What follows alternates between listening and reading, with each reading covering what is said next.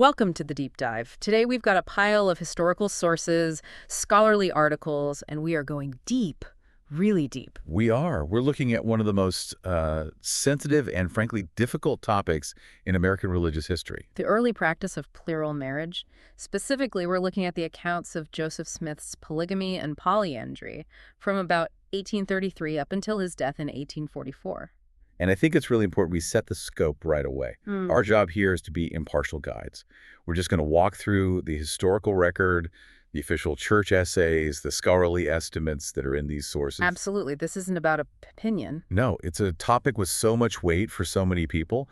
So we're really just trying to convey what the historians have documented, including all the contradictions. And our mission for you, listening, is to get past the easy answers. We want to unpack the numbers, how many women were actually involved, and explore the demographics, the ages, which are, frankly, surprising. And the secrecy. You can't understand this story without understanding the intense secrecy and the personal conflict that was just wrapped around all of it. Okay, so, to get our timeline straight, let's establish the baseline.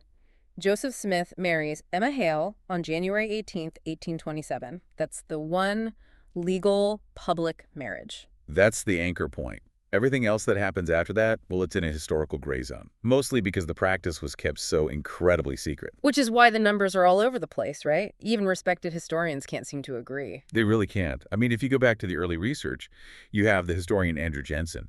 He acknowledged 27 wives, not including Emma. Okay, 27. But then you have someone like Fawn Brodie, a major biographer, and she lists 48 women. And some other estimates I've seen push that number even higher, over 60. Wow. So from 27 to over 60? That's a huge range. It is. The consensus now, or what you see most often in modern scholarship, really leans on the work of Todd Compton. He did some exhaustive research and landed on a minimum of 33 women. So why the massive disagreement? I mean, a factor of two between historians is that's a lot. What is it about the sources? It all boils down to the nature of the unions themselves. These weren't recorded in a courthouse. Some of them are only mentioned in a single private diary entry or by one witness. So it's not like there was a marriage certificate. Exactly. They were religious sealings. That's the term they used.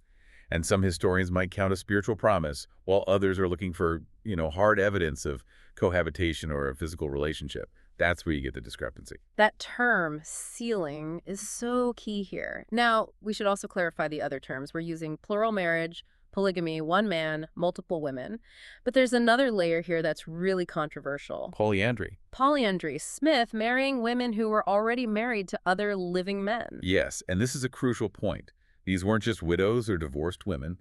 In many cases, these women were still living with their first husbands.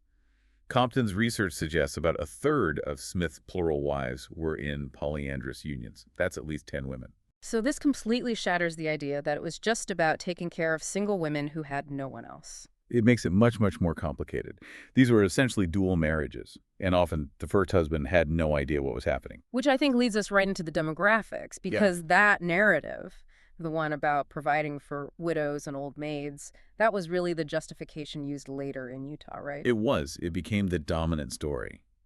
But the sources from Joseph Smith's actual time in Nauvoo, they paint a very, very different picture. This is where the data gets so counterintuitive. Joseph Smith is in his late 30s during this period, mostly between 1841 and 1844. And when you look at the ages of the women he married, it's not what you'd expect. Not at all. A significant portion, up to 10 of Compton's 33 wives, were teenagers. We're talking 14 to 19 years old. And we should probably put names to those ages. It makes it more real. Absolutely. Helen Mar Kimball and Nancy Winchester were both 14. Flora Ann Woodworth was 16. You have Sarah Lawrence, Lucy Walker, Sarah Ann Whitney, all 17. The vast majority were actually under 30. And how many were older than Smith? Only about an eighth. Just a handful. So the idea that he was marrying his contemporaries or older women who needed support, the data just doesn't back that up. The age gap is what's really stark here. Helen Mar Kimball is the example everyone points to. She was 14, he was 37. A 23-year age gap. And it wasn't just the age at the time of the marriage. One of the more uncomfortable details in the sources is how long he knew some of them. Right. There's an account from George A. Smith that talks about a nurturing process. Yes. He points out that Joseph Smith met about a quarter of these eventual wives when they were preteens, some as young as 5 or 6 years old, like Sarah Ann Whitney. He then marries them a decade later. So it's just a long-term process. That changes the dynamic entirely. It's not a sudden revelation, but something cultivated over years with girls he'd known since they were children. Now, the modern LDS Church sources, they rationalize the age by saying marriage at 14 was legal in some places then. And technically, in some jurisdictions, it was. But contemporary accounts from 19th century America make it clear it was still very rare. And more to the point, any kind of marriage to a man who was already legally married was, of course, illegal everywhere. Which is why it had to be secret. It had to be. The whole practice was clandestine. No public records, no civil authority, and most critically, hidden from his first wife, Emma.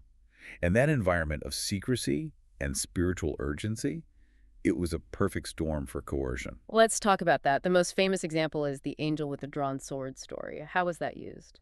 Well, Smith allegedly told several women and their families that an angel had appeared to him 3 times. And this angel was holding a sword, threatening him with destruction, with being killed, unless he obeyed the commandment fully. So it's not a choice, it's an ultimatum. Exactly. It's framed as a matter of his life or death. And that puts an immense pressure on the woman. It basically shifts the burden to her. Her refusal could mean the prophet's downfall. It's an incredible amount of theological leverage. And there are other accounts of manipulation, too, especially with the young women who are living in his own home. Yes, the Partridge sisters' story is, and it's very direct. Emily and Eliza, their father had died, and they were living with the Smiths. Emily says she flat out rejected his proposal at first. So she said no. She said no, but she recounts that he came to her later and told her that the Lord had given me to him, and although I got badly frightened, he knew I would yet have him. That language. Badly frightened, but he knew she would have him. It's deeply manipulative. It equates her natural fear and resistance with a lack of faith. And you see the lasting impact of this pressure in what some of the women said later. Helen Mar Kimball again?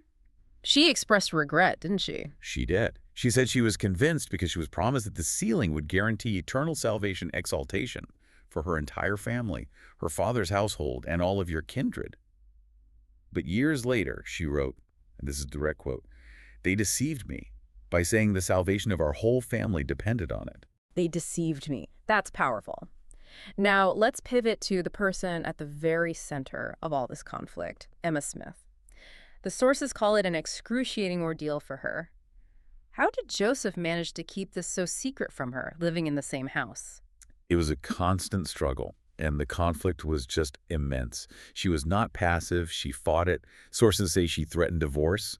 At one point, she apparently told him if he was going to indulge himself, then she would too. Wow. But the most famous confrontation was when she discovered him with Eliza Partridge secluded in an upstairs room. Oh. That's when she realized this wasn't just some abstract spiritual marriage. It was real. It was real. And in her fury, she demanded he give them up, or, quote, blood should flow.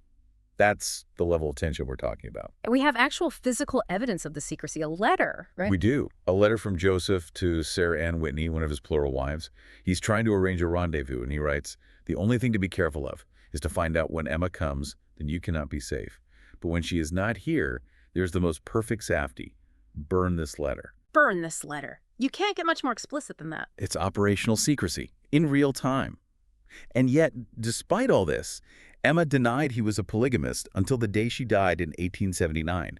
She just never, ever reconciled with it publicly. Which speaks volumes about her personal pain. Okay, this secrecy naturally brings up the next big question.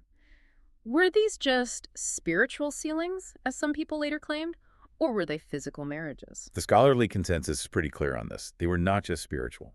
Todd Compton concluded that for a significant number of marriages, there is evidence for sexual relations. He also points out that there's nothing to prove the older wives didn't have physical relations. So the default assumption should be that they were full marriages. That's what the evidence suggests. Another major historian, Richard Lyman Bushman, agrees. He wrote that nothing indicates that sexual relations were left out of plural marriages. And we even have direct accounts, like one from Benjamin F. Johnson, who wrote about Smith staying in the same room and sleeping in the same bed with his sister, Almira. So if they were physical unions, that leads to what I think is the biggest contradiction in this whole story. The children. Exactly. The Book of Mormon, in Jacob 2.30, it gives only one reason for plural marriage, to raise up seed unto me. That's the whole theological point. So what's the evidence of children from these 33-plus unions? And that's the historical bombshell. Joseph had many children with Emma. But from all these other relationships, Scholars have found, I'm quoting here, little to no evidence that he had any children with his plural wives. That's stunning. The one stated justification seems to have completely failed. It gets even more definitive. Modern science has weighed in. DNA testing has been done on several supposed descendants. Josephine Lyon Fisher, for example. Her mother, Sylvia Sessions Lyon, told her on her deathbed that Joseph Smith was her father. A deathbed confession, that's pretty strong. You would think so. But DNA testing proves conclusively that Smith was not her biological father. So the lack of children is a massive, massive problem for the official theological explanation.